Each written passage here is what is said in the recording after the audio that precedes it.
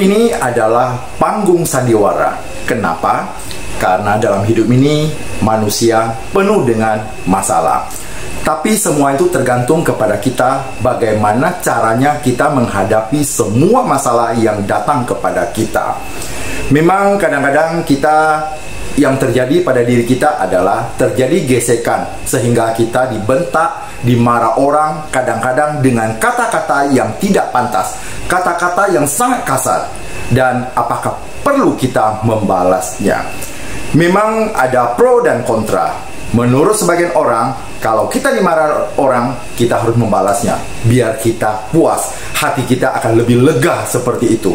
Namun ada sebagian mengatakan, biarkan saja, kita diam saja, sabar. Yang penting adalah sabar. Memang ini adalah pro dan kontra. Tetapi kalau kita tinjau dari spiritual, sebaiknya orang mengatakan kita dengan kata-kata yang kasar, kata-kata yang tidak beretika, sebaiknya apa yang harus kita lakukan? Pertama, mungkin kita akan klarifikasi. Tetapi kalau klarifikasi tidak bisa kita lakukan karena kata-katanya sudah tidak pantas, tidak beretika, apa yang harus kita lakukan? Yang kita lakukan yang kedua, yaitu diam. Kenapa kita harus diam? Sedangkan kita diserang terus-menerus. Karena diam itu punya makna yang sangat dalam. Apa maknanya? Yang pertama adalah pola pikir kita itu berapa langkah di depan dia. Karena kita bisa mengendalikan emosi kita, kita tidak membalasnya, itu berarti pengetahuan, pola pikir kita itu sangat luas dan berapa langkah di depannya. Itu yang pertama. Yang kedua adalah secara spiritual kita juga beberapa langkah di depannya. Kita dapat memendam amarah kita dapat mengendalikan emosi kita dapat bersabar. Kesabaran itu adalah cara pengendalian diri yang paling tinggi. Itulah makna kenapa lebih baik kita diam. Ketika kita diam, kita dapat merasakan awalnya kita mendapat tekanan yang sangat besar, sangat dahsyat. Mungkin kita marah, kecewa dan sebagainya. Tetapi setelah kita renung-renungkan, ternyata kita merasa timbul kebahagiaan, kita lega. Kenapa demikian? Karena ternyata orang menyerang kita dengan kata-kata yang kasar, kata-kata yang tidak beretika, kita sanggup untuk menghadapinya dengan tenang. Disitulah batin kita semakin berkembang, pikiran kita juga semakin berkembang, kita merasakan satu kebahagiaan. Itulah nilai plus dari kita bersabar. Memang secara fisik, ya, kita dimarah-marah orang, kita nampaknya kita kalah. Tetapi kalau kita melawannya, secara fisik kita menang, tapi secara pola pikir dan secara spiritual kita jauh ketinggalan dari orang itu. Harusnya orang yang mengasari kita, orang yang berbicara tidak beretika ke kita, kita balas, berarti kita dengan dia itu adalah 11-12 atau anta beranta. Kalau kita bisa diam, berarti kita bisa mengendalikan amarah kita, emosi kita. Itulah disebut sebagai pemenang. Karena secara spiritual, secara pola pikir, kita berapa langkah di depannya. Dalam hidup ini kita harus banyak belajar, baik belajar mengembangkan pola pikir kita, belajar untuk mengembangkan batin kita atau disebut dengan spiritual itu, agar kita dapat menahan berbagai masalah yang datang kepada kita. Kita bukan hanya untuk pasrah saja, kita hadapi dengan pikiran yang positif, dengan penuh kesabaran, maka dalam hidup ini kita akan merasa bahagia. Saya juga pernah dimaki-maki orang, ya, dimarah-marah orang dengan tata cara yang sebenarnya tidak pantas. Namun ketika saya tidak mampu lagi untuk klarifikasi, apa yang saya perbuat? Ya, saya diam saja. Kenapa saya diam? Karena saya tahu kalau saya membalasnya, mungkin saya bisa menang. Secara fisik, orang wah, saya menang. Tetapi sebenarnya secara pola pikir dan secara spiritual, saya merosot tajam.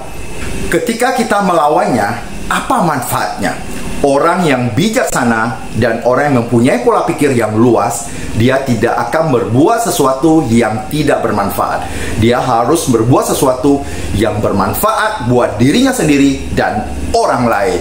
Maka dari itu, mari kita bersama-sama untuk memikirkan jauh ke depan. apa yang harus kita lakukan untuk diri sendiri dan orang lain. Yang paling penting adalah kita bahagia, orang lain bahagia. Kalau kita berbuat sesuatu yang menyakitkan kita, berarti orang lain juga tidak akan menyukai itu. Sekarang kita cubit diri kita sendiri, berarti kita sakit, orang lain juga akan sakit. Maka kalau kita tidak suka dikatai-katai dengan kata-kata yang kasar, jangan kita juga berbuat atau mengatakan sesuatu yang tidak baik kepada orang lain. Memang kalau di pabrik atau sejarah seorang pemimpin atau pimpinan pabrik, saya orangnya, bagi mereka yang mengenal saya orang sangat keras. Para karyawan harus bisa menghormati perusahaan, baru perusahaan itu bisa berjalan dengan baik. Dan namun, kalau sesuatu itu ditujukan kepada saya secara pribadi, itu berbeda lagi. Saya akan berpikir bahwa itu bermanfaat atau tidak. Itu perlulah saya klarifikasi atau tidak. Ketika kata-kata itu sebenarnya tidak terdidik, tidak beretika, yang tidak perlu diklarifikasi, dan kita sudah tahu bahwa itu didasarkan kepada kebencian, rasa iri hati kepada diri kita, sebaiknya kita diam. Makanya saya tidak mau, ya bagus, saya diam saja, mendengarkan saja. Biarlah orang lain mengatakan saya kalah. Biarlah orang lain mengatakan bahwa saya kalah telak karena tidak mampu melawan lagi. Sebenarnya bukan demikian. Bukan saya tidak mau melawan atau tidak mau menyerang balik. Karena saya menyadari bahwa cara seperti itu bukan cara yang tepat. Yang paling tepat adalah saya diam, saya bisa mengendalikan emosi saya. Berarti pola pikir saya berkembang dan juga spiritual saya semakin maju. Akhirnya apa yang saya dapat? Yaitu kebahagiaan. Walaupun dimaki dengan cara yang tidak baik, tapi saya renungkan kembali dan saya yakin bahwa apapun yang saya dapat dari orang lain itu adalah satu sandiwara hidup, di mana mungkin ada perbuatan-perbuatan masa lalu yang pernah saya lakukan salah, maka saya harus menerima akibat dari seperti itu. Dan saya juga mempunyai keyakinan orang yang melakukan tindakan keras, yang tidak beretika, kata-kata kasar yang ditujukan kepada kita, ketika kita tidak melawan, maka nanti dia akan kena dengan yang disebut dengan tabur tuai. Apapun yang dia tabur, itulah yang akan dia tuai. Apapun yang dia tanam, itulah yang akan dia petik. Orang yang menanam apel pasti memetik apel. Orang yang menanam padi pasti memetik padi atau memanen padi. Ketika dia menanam rumput, maka yang dia panen adalah rumput. Tidak mungkin seseorang menanam rumput, dia berharap memanen padi, atau menanam apel menghasilkan durian. Semua itu sesuai dengan benih yang ditanam, itulah hasil yang akan terima. Saya meyakini akan hal itu, makanya ketika saya tidak mampu lagi mengklarifikasi terhadap serangan-serangan tersebut, yang saya lakukan adalah diam 1000 bahasa. Diam berarti saya sudah berapa langkah menang dari dia. Karena itulah kualitas diri kita dinilai dari sana. Jangan kita membalas dengan kata-kata yang juga tidak beretika, karena itu akan menghancurkan kualitas diri Anda. Demikian bersama saya Sahari, kita dalam channel Pro Lobby TV, profesional, logika, dan bijaksana.